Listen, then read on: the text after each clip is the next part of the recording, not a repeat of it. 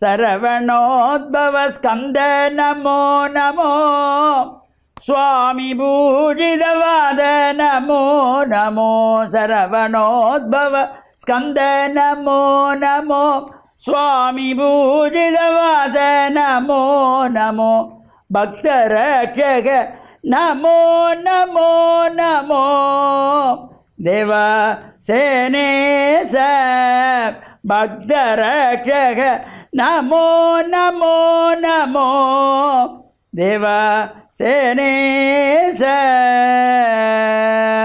ஓம் நமச்சிவாய. மேன்மைகள் சைவ நீதி விளங்குக உலகமெல்லாம்.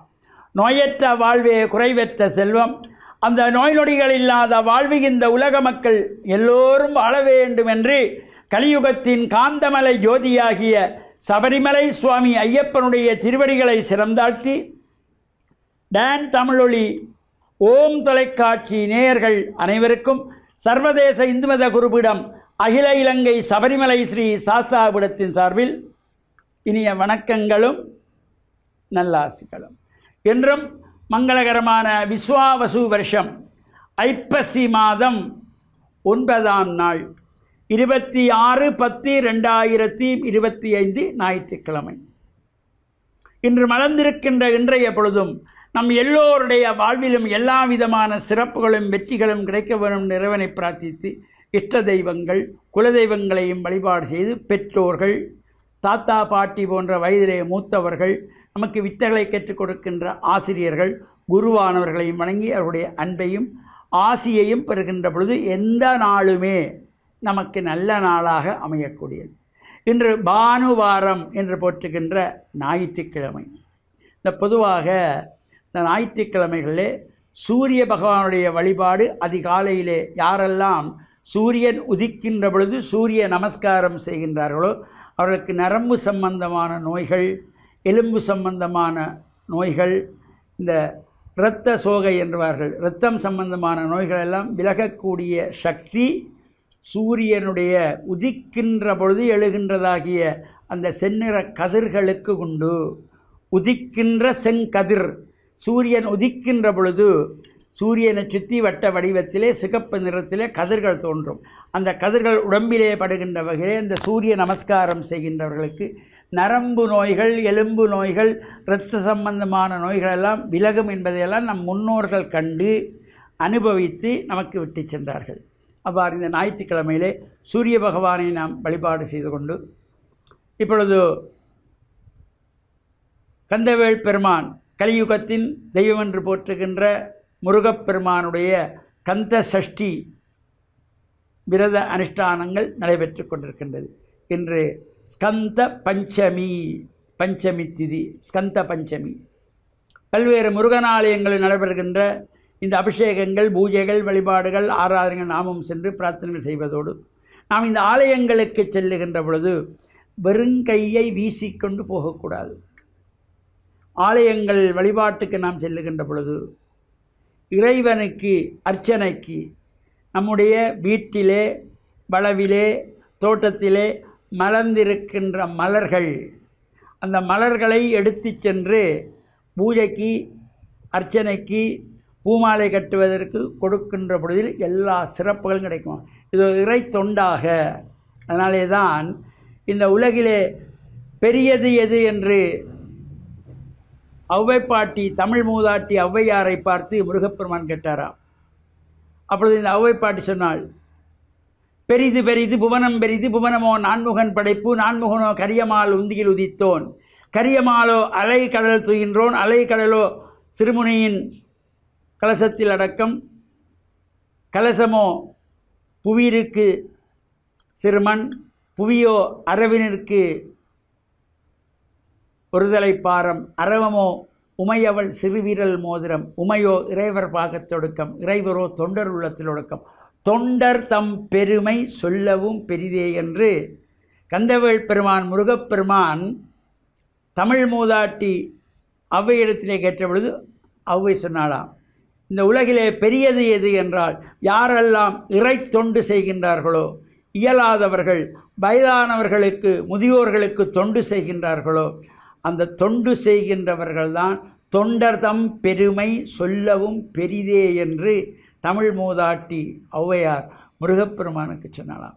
எனவே இந்த ஆலயங்களில் நாம் சென்று தொண்டுகள் செய்ய வேண்டும்.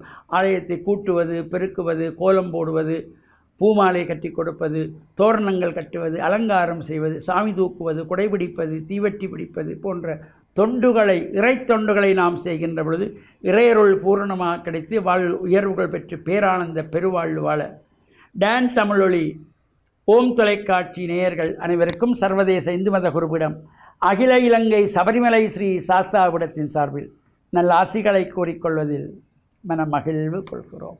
சர்வே ஜனாக சுகினோ பவந்து சமஸ்த சன்மங்களானி சந்து. சுபம்.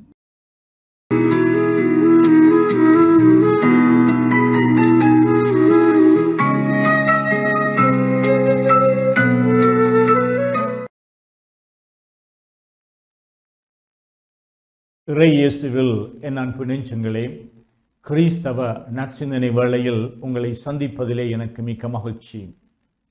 ஆண்டவர் இயேசுவின் அன்பும் அருளும் உங்கள் அனைவரோடும் இருப்பதாக. இயேசு ஒரு அழகான உவமையை முன்வைக்கின்றார். திராட்சை தோட்டத்து சொந்தக்காரன் ஒருவர் 3 ஆண்டுகளாக அவர் அந்த திராட்சை தோட்டத்திலே இருந்து கனி தர வேண்டும் என்று எதிர்பார்த்து ஏமாந்து போகின்றார். அதனால் அந்த திராட்சை தோட்டத்தை பராமரித்து வந்த தொழிலாளியிடம் இதை வெட்டி எரித்து விடு என்று சொல்லுகின்றார். ஆனால் அந்த தொழிலாளி சொல்லுகின்றார், இந்த ஆண்டு இன்னும் ஒரு சந்தர்ப்பத்தை வழங்குவோம், சுற்றி போட்டு பசலை போட்டு அதற்கு தண்ணீர் பாய்ச்சி அதன் வழியாக இந்த திராட்சை செடி கனி கொடுக்குமா என்ற ஒரு சந்தர்ப்பத்தை வழங்கி பார்ப்போம் என்று சொல்லுகின்றார். இந்த சந்தர்ப்பம் வழங்குவது என்பது எங்களுடைய அன்றாட வாழ்வில் நாம் எடுக்கின்ற அந்த தீர்மானங்கள் எங்களுடைய எதிர்பார்ப்புக்கு ஏற்றதாக இருக்கின்றதா என்று எங்களை சிந்திக்க தூண்டுகின்றது. நாங்கள் எதிர்பார்க்கின்ற எங்களுடைய பிள்ளைகளாக இருக்கலாம், அவர்கள் கல்வியிலே தேர்ச்சி பெறாமல் இருக்கலாம், 2வது சந்தர்ப்பம், 3வது சந்தர்ப்பம் என்று சொல்லி நாங்கள் அவர்களுக்கு சந்தர்ப்பங்களை கொடுக்கின்ற பொழுது அவர்கள் அதிலே சித்தி பெறவில்லை என்றால் நாங்கள் அந்த முயற்சியிலே முழுமையாக நாங்கள் முற்றுப்புள்ளி வைத்து விடுவோம். இவ்வாறு பலரிடம் இருந்தும் நாங்கள் எதிர்பார்க்கின்றோம்.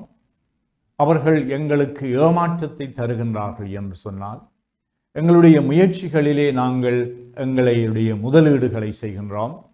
அவை எங்களுக்கு சில வேளைகளிலே பலன் தராமல் போகலாம். இப்படிப்பட்ட சூழலிலே நாங்கள் இன்னும் ஒரு சந்தர்ப்பத்தை கொடுப்பதற்கு எங்களுடைய மனதை திறக்க முடியுமா? கடவுள் எங்களோடு கொள்ளுகின்ற இந்த பயணத்திலே, உறவாடலிலே இறைவன் மீண்டும் மீண்டும் எங்களுக்கு சந்தர்ப்பங்களை தருகின்றார். ஏன்? அவருடைய அன்பு பொறுமையுள்ளதாக, அவருடைய தீர்ப்பு காலம் தாழ்த்துகின்றதாக, அவர் எப்பொழுதும் மனிதர்கள் திருந்தி வர முடியும் என்ற அந்த நம்பிக்கையோடு காத்திருக்கின்ற ஒரு பிரமாணிக்கமுள்ள இறைவனாக இருக்கின்றார்.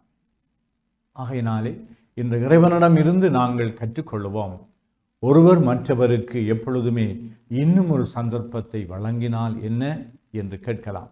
இந்நாட்களிலே அரசியல் ரீதியாக யாருக்கு இந்த சந்தர்ப்பத்தை கொடுக்கலாம் என்று பலரும் குழம்பி இருக்கின்ற வேளையிலே சிலர் தங்களுடைய அந்த எதிர்பார்ப்புக்கு மாறாக அவர்கள் ஏமாற்றத்தை கொண்டு வந்திருந்தாலும், சிலருக்கு நாங்கள் மீண்டும் சந்தர்ப்பத்தை கொடுப்பதன் வழியாக ஒரு புதிய வாழ்வு, ஒரு புதிய அத்தியாயம், ஒரு புதிய நிகழ்வு எங்களுக்கு கிடைக்கலாம் என்ற அந்த நம்பிக்கையிலே ஒருவர் மற்றவருக்கு இறைவனை போன்று மீண்டும் இன்னும் ஒரு சந்தர்ப்பத்தை கொடுத்து பார்ப்போமா?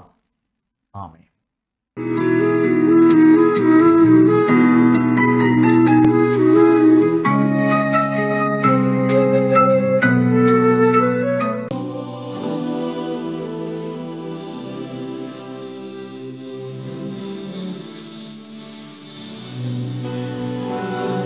الحمد لله نحمده ونستعينه ونستغفره ونؤمن به ونتوكل عليه ونعوذ بالله من شرور أنفسنا ومن سيئات أعمالنا من يهد الله فلا مضل له ومن يضلل فلا هادي له ونشهد أن لا إله إلا الله وحده لا شريك له ونشهد أن سيدنا ونبينا ومولانا محمد عبده ورسوله وقال النبي صلى الله عليه وسلم طلب العلم فريضة على كل مسلم صدق رسول الله صلى الله عليه وسلم.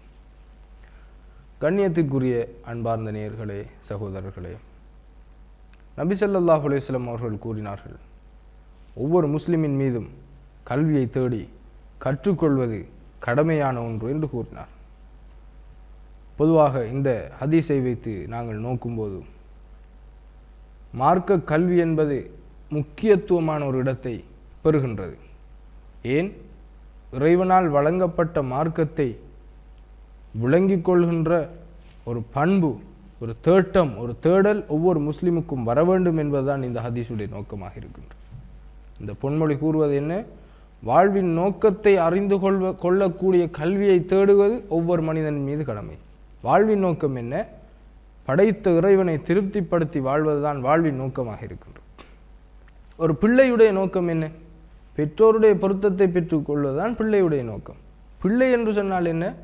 தன்னுடைய தேவையை தான் சுயமாக பூர்த்தி செய்யும் காலம் வரை பெற்றோரில் தங்கியிருப்பதுதான் பிள்ளை. எனவே அந்த நேரத்திலே பிள்ளையுடைய டியூட்டி, பொறுப்பு என்ன? பெற்றோருடைய பொறுப்புகளை, கடமைகளை நிறைவேற்றுவது, அவர்களை திருப்திப்படுத்துவது, அவர்களுடைய பொருத்தத்தை பெறுவது. இந்த வாழ்வு அல்லாஹ்வினால் கொடுக்கப்பட்டது. எனவே அல்லாஹ்வின் கட்டளைகளை நிலைநாட்டுவதுதான் அல்லாஹ்வினுடைய அடியார்களாகிய எங்களுடைய செயல்களாக இருக்கின்றது. எனவே அவனுடைய கட்டளைகளை விளங்குவதற்கு நாங்கள் நேரம் எடுப்பது, நாங்கள் அதனை தேடி பெற்றுக்கொள்வது, அல் குர்ஆனுடைய அறிவை பெற்றுக்கொள்வது, அல் ஹதீஸுடைய பொன்மொழிகளுடைய விளக்கங்களை, நல்லது, கெட்டது, ஹராமானது, ஹலாலானது போன்ற பல விடயங்களை நாங்கள் அறிந்து கொள்வதற்கு மார்க்க அறிவின் முக்கியத்துவத்தை ரசூல் ஸல்லல்லாஹு அலைஹி வஸல்லம் அவர்கள் கூறினார். அதே போன்று இந்த ஹதீஸுக்கு விளக்கம் கூறுகின்ற அறிஞர்கள் உலகின் தேவைகளை நிறைவேற்றக்கூடிய எந்தெந்த விடயங்கள் எல்லாம் படிப்பாக, கல்வியாக, அறிவாக இருக்கின்றதோ அதனையும் பெற்றுக்கொள்ள வேண்டும், அதனையும் விளங்கிக் கொள்ள வேண்டும், அதனையும் இஸ்லாம் காட்டி தந்த முறைப்படி நாங்கள் அதனுடைய வரையறைகளை பேணி கற்றுக்கொள்வதுதான் இந்த அறிவு பூரணமாகுவதற்குரிய ஒரு அடிப்படையாக இருக்கின்றது. தொழில் எவ்வாறு செய்ய வேண்டும், அதிலே எவ்வாறு ஹலால் ஹராம் பேண வேண்டும், ஹலால் ஹராமை படிக்க வேண்டும், அதன் பிறகு தொழிலுடைய துறைகளை படிக்க வேண்டும். அப்போதுதான் இவர் ஹலாலான, நேர்மையான, சுத்தமான தொழிலை செய்யக்கூடியவராக மாறுவார். ஒரு ஜொப், உத்தியோகம் செய்ய வேண்டும், மருத்துவம் படிக்க வேண்டும், பொறியியல் படிக்க வேண்டும், சட்டம் படிக்க வேண்டும். இது உலகத்துடைய தேவையை நிறைவேற்றக்கூடிய ஒரு படிப்பாக இருக்கின்றது. அதிலே எப்படி அல்லாஹ்வை திருப்திப்படுத்தலாம் என்று மார்க்க கல்வியை படிக்க வேண்டும், அதன் பின்னால் இதை படிக்க வேண்டும். அப்போது வாழ்வு பூரணமானதாக மாறும். எவர் மார்க்கத்தை விட்டு இந்த தனி கல்வித்துறையிலே மட்டும் செலவழித்து கொண்டிருப்பாரோ அவர் அல்லாஹுக்கு செய்ய வேண்டிய கடமைகளில் குறைபாடு செய்து விடுவார். எவர் உலக நடைமுறைகளை விளங்காத அறிவை விடுத்துவிட்டு அல்லாஹுவை திருப்திப்படுத்தக்கூடிய விடயங்களை மாத்திரம் செய்து கொண்டிருந்தால் அவர் அடியார்களுடைய கடமைகளில் தவறுவிடக்கூடியவராக மாறிவிடுவார். எனவே இந்த நடுநிலை போக்கை நாங்கள் கொண்டு வந்து எல்லா அறிவுக்கும் முக்கியத்துவம் கொடுத்து பேணுதலாக அல் குர்ஆனுக்கும் ஹதீஸுக்கும் முக்கியத்துவம் கொடுத்தால் அல்லாஹு தஆலா எங்களுக்கு பல விடயங்களை அவனுடைய புறத்திலிருந்து அருளுவான் நிச்சயமாக. எனவே இந்த விடயங்களை வாழ்வில் எடுத்து நடப்பதற்கு எல்லாம் வல்ல அல்லாஹு தஆலா நம் அனைவருக்கும் அருள் புரிவானாக. அஸ்ஸலாமு அலைக்கும் வரஹ்மத்துல்லாஹி வபரகாத்துஹு.